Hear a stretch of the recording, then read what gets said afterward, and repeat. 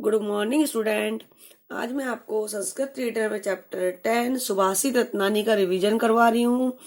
इसमें कुल 15 श्लोक है। हम आपको पहले भी लेसन पढ़ा चुके हैं, आज हम इसका रिवीजन करवा रहे हैं, तो आप लोग ध्यान से सुनिए। ये चैप्टर बहुत मोस्ट है, इम्पोर्टेंट है। तो देखो, पहला वाला श्लोक है इसमें, पृथ्व्याम त्रीणि रत्नानि जलम वनम सुभाषितम मूढ़े पाषाण खंडेषु रत्न संज्ञा विद्यते। पृथ्व्याम होता है पृथ्वी पर, त्रीणी मतलब 3, रत्नानि मतलब रत्न है, जलम जल, अन्नम अन्न, सुभाषितम का अर्थ होता है मधुर वचन, यानी पृथ्वी पर 3 रत्न है, जल, अन्न और मधुर वचन। मूढ़े मूढ़े होता है मूर्ख व्यक्ति, पाषाण यानी पत्थर, खंडेषु यानी टुकड़े, पत्थर के टुकड़े, रत्न संज्ञा विद्यते जाना जाता है। लेकिन मूर्ख लोगों के द्वारा पत्थर के टुकड़ों को रत्न का नाम दिया गया है। लेकिन मूर्ख लोगों के द्वारा पत्थर के टुकड़ों को ही रत्न माना जाता है। कैसे बोल सकते हो? इसमें बताया गया है कि पृथ्वी पर 3 रत्न है, पृथ्वी की वास्तविक रत्न 3 है, जल, अन्न और मधुर वचन। लेकिन मूर्ख लोगों के द्वारा पत्थर के टुकड़ों को रत्न का नाम दिया जाता है। सेकंड है प्रिय वाक्य प्रदाने सर्वे तुष्यन्ति जन्तवः तस्मात् तदेव वक्तव्यम वचने का दरिद्रता। प्रिय वाक्य प्रदाने मतलब प्रिय वचन बोलने से सर्वे यानी सभी, तुष्यन्ते संतुष्ट होते, जंतु मतलब प्राणी। प्रिय वचन बोलने से सभी प्राणी संतुष्ट होते हैं। तस्मात् तदेव वक्तव्यम, तो प्रिय वचन ही बोलने चाहिए। वचने का दरिद्रता, प्रिय वचन बोलने में कैसी कंजूसी है, गरीबी। दरिद्रता का अर्थ गरीबी होता है, यहाँ पर हम कंजूसी लेंगे, तो प्रिय वचन बोलने में कैसी कंजूसी। यहाँ पर वक्तव्यम जो है ना, इसमें तव्यत प्रत्यय है। क्या है? तव्यत प्रत्यय। पुनः रिपीट कर रही हूँ, प्रिय वचन बोलने से सही प्राणी संतुष्ट होते हैं, इसलिए प्रिय वचन बोलने चाहिए। प्रिय वचन बोलने में कैसी कंजूसी या कैसी गरीबी, इसका अर्थ है कि प्रिय वचन बोलने से आपका कुछ नहीं जाता है, बस प्रिय वचन बोलने से सही प्राणी आपके अपने हो जाते हैं।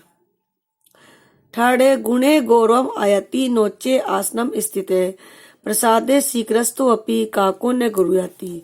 इसमें बताया गया है कि जो मनुष्य ना गुणों से ही गौरव प्राप्त करता है, मनुष्य गुणों से ही गौरव मतलब सम्मान प्राप्त करता है, ना कि ऊंचे आसन पर बैठने से। मनुष्य गुणों से ही सम्मान यानी गौरव प्राप्त करता है, ना कि ऊंचे आसन पर बैठकर प्राप्त करता है। जिस प्रकार महल के शिखर पर बैठा हुआ कौवा भी, महल के शिखर पर बैठा हुआ कौवा भी गरुड़ के समान आचरण करने वाला नहीं होता, ये गरुड़ के समान नहीं होता। इसका मतलब है कि कौवा चाहे कितनी ऊंचाई पर बैठ जाए, वो कभी गरुड़ नहीं बन सकता। तो इसलिए कहा गया है कि मनुष्य जो है गुणों से ही सभी जगह गौरव प्राप्त करता है, सम्मान प्राप्त करता है, ना कि ऊंचे आसन पर बैठने से। जिस प्रकार महल के शिखर पर बैठा हुआ कौवा गरुड़ के समान आचरण करने वाला नहीं होता।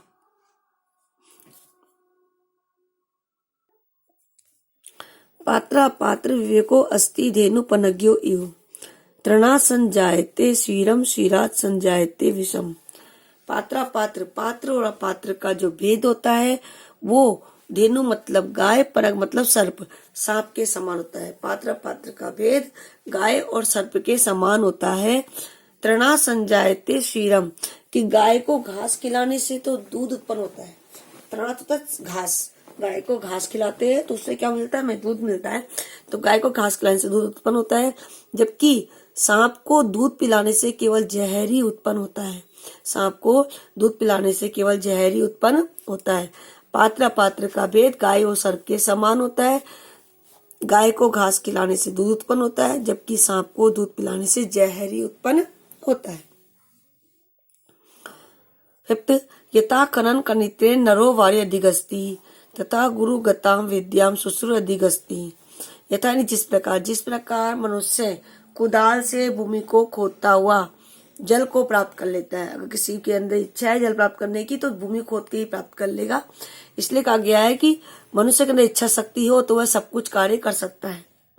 जिस प्रकार कुदाल से भूमि को खोदकर मनुष्य जल प्राप्त कर लेता है, उसी प्रकार जिज्ञासु व्यक्ति ज्ञान को प्राप्त करने की इच्छा रखने वाला जिज्ञासु व्यक्ति, उसी प्रकार ज्ञान को प्राप्त करने की इच्छा रखने वाला जिज्ञासु व्यक्ति गुरु में स्थित ज्ञान को प्राप्त कर लेता है।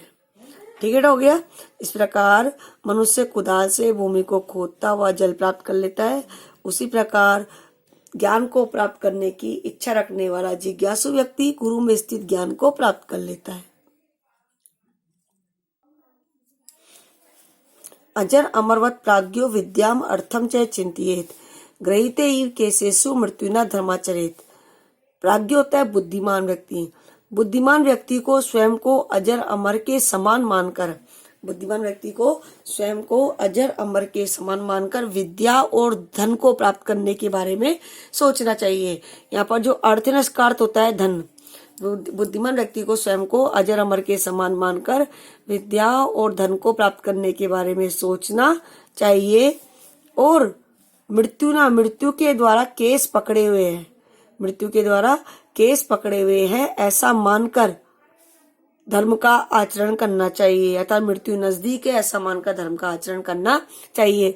मैं दोनों तरह से बोल रहा हूँ कि बुद्धिमान व्यक्ति को यह सोचना चाहिए कि मैं खूब जीऊंगा, मेरी उम्र बहुत बड़ी है, इसलिए उसको पैसा भी चाहिए और विद्या भी चाहिए, ज्ञान भी चाहिए, तो जहां से मिले ज्ञान प्राप्त कर लेना चाहिए और अच्छे कार्य करके धन कमाना चाहिए। प्लस ये भी कहा गया है कि हमारी मृत्यु नजदीक ऐसा ही मानना चाहिए और हमेशा धर्म का आचरण करना चाहिए, हमेशा धर्म के साथ ही रहना चाहिए। इसका कुल मिला के अर्थ बनता है कि इंसान को धर्म का आचरण करते हुए विद्या और धन को प्राप्त करना चाहिए। धन दान्य प्रयोगेषु विद्याया संग्रहेषु च आहारे व्यवहारे च त्यक्त लज्जे सुखी भवेत्। इसे बताया गया है कि धन धान्य के प्रयोग में यानी अनाज, धन धान्य के प्रयोग में, विद्या के यानी ज्ञान के संग्रह में, भोजन में और व्यवहार में लज्जा को त्याग देता है, वही सुखी रहता है। या सुखी रहने वाले व्यक्ति को धन धान्य के प्रयोग में, विद्या के संग्रह में, भोजन में और व्यवहार में लज्जा त्याग देनी चाहिए। ठीक है ना, आज के लिए इतना ही काफी है। 7 तक पुण्य 7 का हिंदी अनुवाद रिपीट कर रही हूँ। आप लोग ध्यान से सुनेंगे और इसे लर्न भी करेंगे। देखिए, फर्स्ट श्लोक में बताया गया है कि पृथ्वी की वास्तविक रत्न क्या है? जल, अन्न और मधुर वचन। तो पृथ्वी पर 3 रत्न है, जल, अन्न और मधुर वचन। लेकिन मूर्ख लोगों के द्वारा पत्थर के टुकड़ों को रत्न का नाम दिया जाता है। लेकिन मूर्ख लोगों के द्वारा पत्थर के टुकड़ों को रत्न का नाम दिया जाता है। सेकंड है प्रिय वाणी के महत्व को बताया गया है।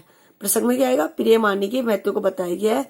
इसमें कहा गया है कि मनुष्य प्रिय वचन बोलने से सही प्राणी क्या होते हैं? संतुष्ट होते हैं।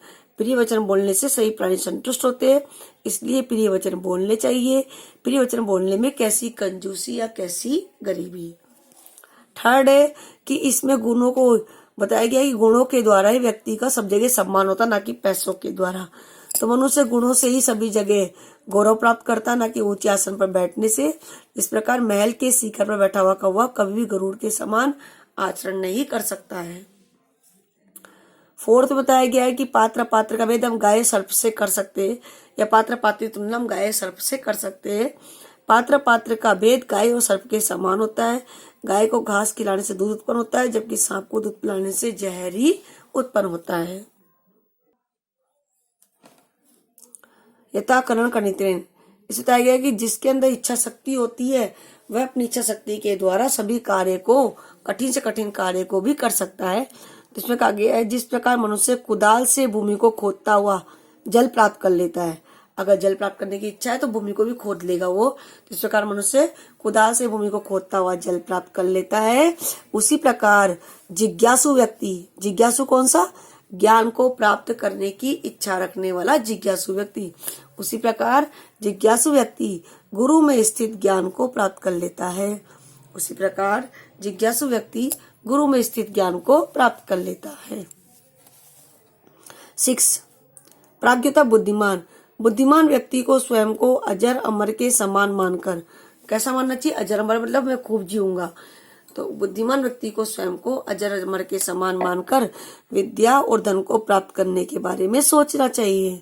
और मृत्यु के द्वारा केस पकड़े हुए हैं ऐसा मानकर, मृत्यु के द्वारा केस पकड़े हुए इस प्रकार मानकर हमेशा धर्म का आचरण करना चाहिए। 7वां देखिए, धन धान्य के प्रयोग में, ज्ञान के संग्रह में, भोजन में और व्यवहार में, जो लज्जा को त्याग देता है वह सुखी रहता है। या फिर धन दाने के प्रयोग में, ज्ञान के संग्रह में, भोजन में और व्यवहार में लज्जा को त्यागने वाला व्यक्ति ही क्या रहता है, सुखी रहता है। तो आज के लिए इतना ही काफी है। इन 7 की हिंदी आपको करनी है और लर्न भी करना है। Thank you.